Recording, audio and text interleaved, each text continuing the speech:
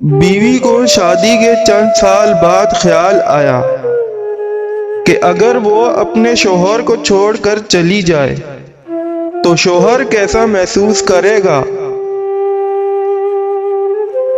उसने एक कागज पर लिखा, अब मैं तुम्हारे साथ और नहीं रह सकती।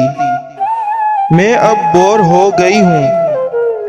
घर छोड़कर जा रही हूँ हमेशा के लिए। उस कागज को उसने मेज पर रखा और जब शोहर के आने का टाइम हुआ तो उसका रद्द अमल देखने के लिए छुप गई।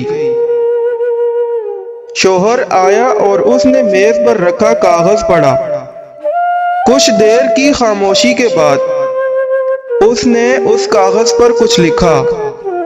फिर वो खुशी के मारे झूमने लगा। फिर उसने किसी को फोन किया और कहा, आज मैं आजाद हो गया। शायद मेरी बेवकूफ बीवी को समझ आ गया कि वो मेरे लायक ही नहीं थी, लिहाजा आज वो घर से हमेशा के लिए चली गई। और वो कमरे से बाहर निकल गया।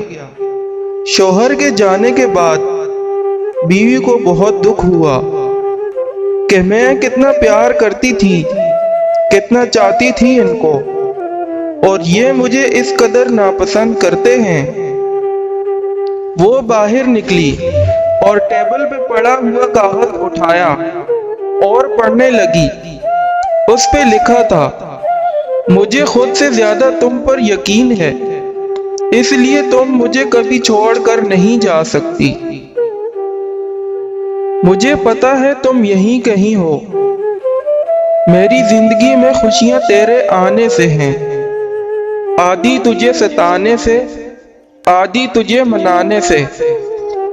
शोहर और बीवी एक दूसरे का साया होते हैं और साए के बिना इंसान तन्हा रह जाता है।